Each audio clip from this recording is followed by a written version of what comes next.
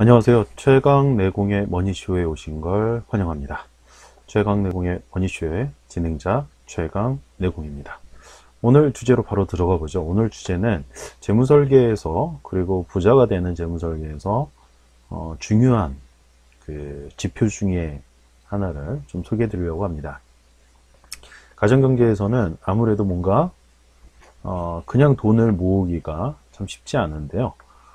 그러기 위해서는 가계재무지표라는 것들을 세워서 내가 어느 정도 기준선은 맞추고 있는지, 최소한 그거는 맞추고 있는지 정도는 판단해 보셔야 됩니다.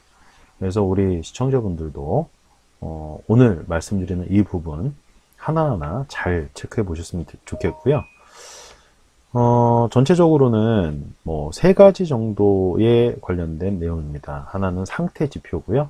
하나는 건전한지, 재무가 재정적으로 건전한지 건정성 지표, 그리고 세 번째로는 성장성 지표, 그러니까 가정경제의 성장이 눈에 띄게 일어나고 있느냐, 그거에 대해서 보는 거겠죠. 상태 지표는 간단합니다. 두 가지로 보여지고 있는데요. 하나는 소득이 어느 정도냐, 그리고 소득이 있다면 그 소득을 가지고 만든 재산이 있을 거잖아요. 재산은 어느 정도냐인 겁니다. 그래서 상태 지표에서 총소득 지표를 봐야 되겠죠. 총소득 중앙값 이상으로 건정성 지표 계산식을 해내면 되는데요. 준거 기준은 여부입니다. 여부. 뭐 이제 어느 정도 존재하느냐, 존재하느냐, 아예 없느냐, 여부를 묻는 거고요. 총자산은 역시 총자산 중앙값 이상을 건정성 지표 계산식으로 보면 되겠는데요. 역시 이것도 기준은 어느 정도 있느냐, 없느냐, 이런 겁니다. 그리고 가정경제에서 건전하게 잘 운영되어 있느냐라는 것을 봐야 되겠는데요. 이 부분은 한 5가지 정도 지표로 나눠집니다. 위험 관리를 잘하고 있느냐, 그리고 빚은 좀 덜 지고 있느냐, 부채 상환은 잘하느냐, 그리고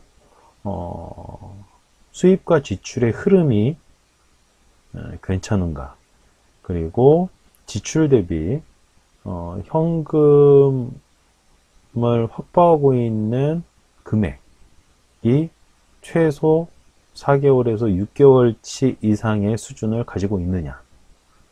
많은 분들이 이걸 카드로 사용하시는데 카드조차 이용할 수 없을 때 현금이 존재해야 되거든요. 바로 그런 것들이 있느냐라는 건데, 건전성 지표에서 첫 번째는 위험 관련된 지표입니다. 이건 뭐냐면 매월 소득이 발생이 될 텐데 매월 소득에서 어느 정도 위험보험료로 보험료가 지출이 되고 있느냐라는 거예요. 보통 월 소득의 10%를 넘지 않는 선에서 하게 되고요. 보통 가정경제에서는 상위가족 기준으로는 뭐 35만원, 40만원 정도 이내에서 절대적인 금액으로는 이 정도 수준에서 되고 있는데요. 물론 더 소득이 많고 가정에서 그 가게마다 갖고 있는 어떤 유전 형질, 유전 질환들이 따로 있기 때문에 그거에 따라서 특별하게 더 보완해야 되는 부분이 있다고 한다면 더 지출해도 되겠죠. 한마디로 여유 자금이 있다면 더 지출해도 될 겁니다. 그래서 매월 보험회사로 들어가는 돈이 얼마냐, 총소득에서 월소득에서 그것이 10%를 넘지 않아야 된다는 거고, 금액으로 따지자면 한 40만원 이내에서 움직이고 있느냐 라고 이렇게 좀 말씀을 드릴 수가 있겠고요. 빚은 얼마나 지고 있느냐, 매월 상환하는 거 말고요. 내가 갖고 있는 전체 재산 중에서 빚은 어느 정도 규모로 갖고 있는지, 즉 총 부채가 분자로 가고 총 재산이 분모로 가는 거겠죠. 내가 갖고 있는 전체 재산이 3억인데 빚이 2억이다. 그럼 66%가 빚인 거죠. 그래서 부채 부담 지표는 40%를 초과하지 않도록 해야 됩니다. 즉 총자산이 뭐 예를 들어서 5억이라면 그렇죠? 2억을 넘지 말아야 되겠죠? 그리고 이제 매월 부채 상환을 잘하는가. 그래서 매월 부채 원리금 상환액이 월 소득 대비 어느 정도 되고 있느냐라는 거겠죠. 이거는 30%를 넘지 말아야 됩니다. 왜냐하면 매월 원리금이 상환되는 금액이 30%를 초과하게 되면 저축 자체를 못하게 되거든요. 따라서 부채 상환 지표, 매월 상환하는 그런 비율에서는 월 소득 대비 30%를 초과하지 않도록 관리를 해주셔야 된다는 거고요. 이건 최대치입니다. 그러니까 뭐 한 10%, 15% 정도에선 괜찮지만 30%까지는 가지 말아야 된다라는 거겠죠. 그리고 매월 현금 흐름 수지가 괜찮으냐? 뭐 이건 간단할 겁니다. 매월 지출되는 게 월 소득 대비 얼마냐? 이거는 70%를 넘지 말아야 됩니다. 70%를 넘게 되면 역시 저축 가능 금액이 사라지게 되죠. 그럼 미래에 대한 어떤 대비를 하는 금액이 줄어들게 되겠죠. 지금 70%까지 최대한 한다고 해도 30%의 저축률을 볼 수 있는 거잖아요. 그럼 최소한 30% 이상은 저축을 해야 된다는 얘기가 거꾸로 나오게 되는 겁니다. 그리고 이제 비상자금 규모인데요. 매월 지출하는 금액 대비 현금성 자산, 금융자산이 어느 정도 있어야 되는가. 사실은 불안기에는 6개월에서 1년치 정도가 있어야 되고요. 성장기에는 3, 4개월 정도 현금성 자산이 준비되어 있으면 됩니다. 예를 들어서 매월 300만 원씩 지출을 하고 있다. 그러면 4개월치 정도 된다면 1200만 원은 현금으로 준비가 되어 있어야 된다는 거죠. 여기서 많은 분들이 신용카드로 이걸 하겠다고 생각하시는데 한 달은 버틸 수 있지만 신용카드는 예를 들어서 그걸 갚지 못하게 되면 그렇죠? 위험한 상황이 발생하잖아요. 그렇기 때문에 현금으로 준비를 해야 된다는 겁니다. 그래서 4배에서 6배 그리고 지금과 같은 저성장 장기적인 경기 침체 시기에는 1년치까지도 준비가 돼 있어야 된다. 그래서 이렇게 가정경제가 건전하게 운영이 되고 있는지 보기 위한 건전성 지표를 5부분으로 나누어서 계속 1년에 한 번씩 체크를 해주신다면 유지 관리하기가 편하실 겁니다. 왜냐하면 그동안 열심히 썼던 부분들이 제대로 되고 있는지 확인할 수 있는 어떤 기준들이 있어야 되거든요. 그 기준 없이 간다고 하면 사실은 큰 흐름에서 지고 있는 거겠죠. 그리고 이제 가정경제의 수준이 좀 성장성이 있느냐, 그래서 성장성 지표를 이제 가져야 되는데요. 3가지입니다. 금융자산이 있느냐, 그리고 저축은 꾸준하게 하느냐, 그리고 투자 성향은 어느 정도냐. 여기서 말하는 투자 성향이 어느 정도인지 파악해야 되는 이유는 다들 아시겠지만 저금리 시대에는 사실은 이자만으로, 예적금 이자만으로는 사실은 재산을 불리기가 어렵잖아요. 그래서 재산을 불려가는 속도를 좀 빨리 하기 위해서 자산에 좀 투자들을 많이 하는데, 내 전체 자산 중에서 투자 쪽에 투자하고 있는 게 어느 정도 퍼센테이지를 갖고 있느냐. 사실은 그거에 따라서 기대하는 수익이 좀 달라진다는 거 다들 아실 텐데요. 금융자산부터 볼까요? 금융자산은 총 자산에서 금융자산이 어느 정도 차지하고 있느냐. 근데 우리나라 같은 경우는 부동산 자산이 대부분 8, 90% 차지하거든요. 금융자산이 거의 없어요. 근데 뭐 미국 같은 경우는 금융자산이 한 70에서 한 80% 있고요. 일본 같은 경우는 한 4, 50% 있습니다. 금융자산이. 이게 선진국으로 갈수록 사실은 부동산 자산보다는 금융자산이 더 많이 있게 되는 겁니다. 한국은 아직 좀 멀긴 했지만 이제부터라도 금융자산으로 그 비중을 좀 늘려가는 작업들을 해야 될 필요가 있겠고요. 그 다음에는 매월 저축을 어느 정도 하고 있느냐. 그래서 뭐 이건 간단하죠. 매월 저축액 나누기 월소득. 매월 소득 중에 저축은 어느 정도 하느냐. 이거는 최소 20% 이상을 해야 됩니다.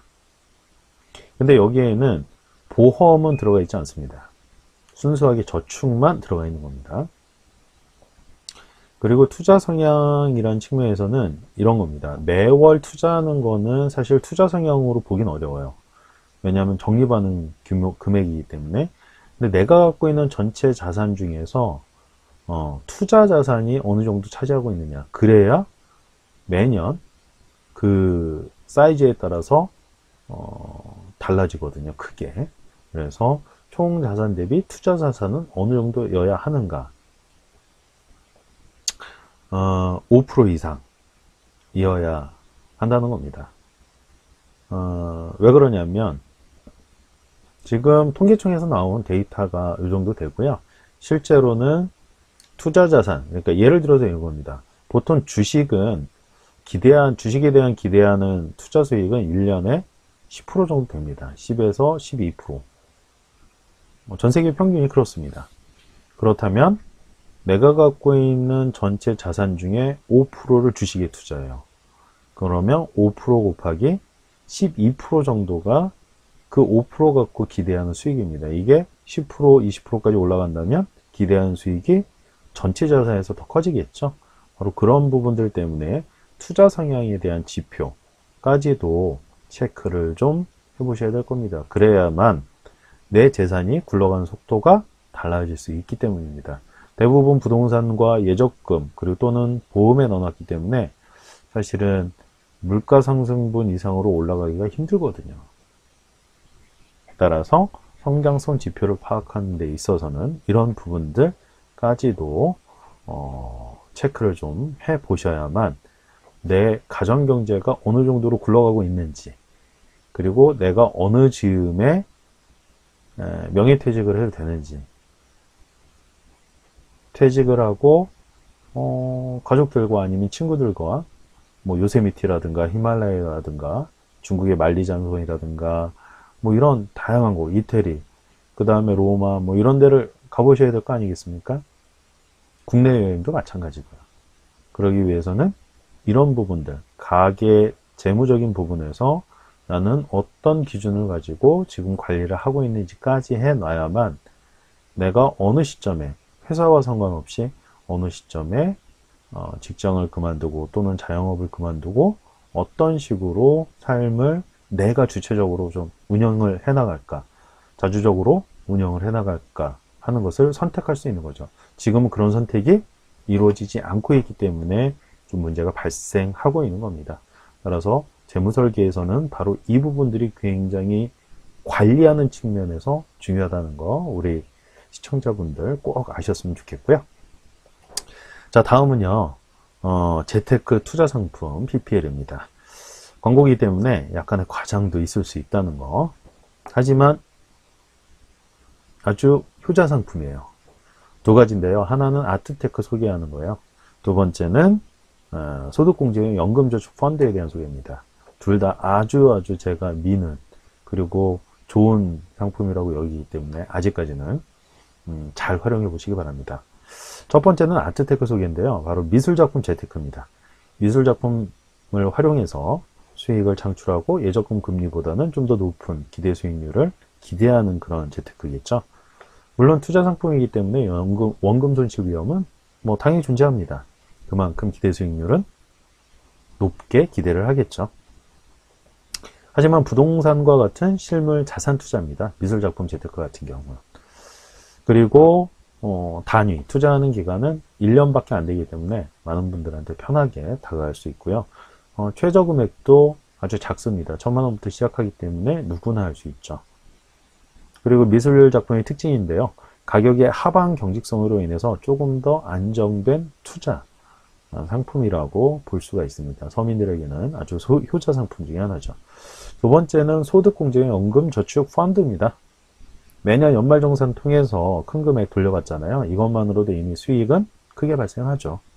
게다가 부족한 연금재원, 은퇴자금, 부족한 은퇴자금은 이제는 바로 이러한 기대 수익률을 좀 높이는 측면에서의 연금저축 펀드, 소득공제형 연금저축 펀드를 활용해 보실 필요가 있겠습니다.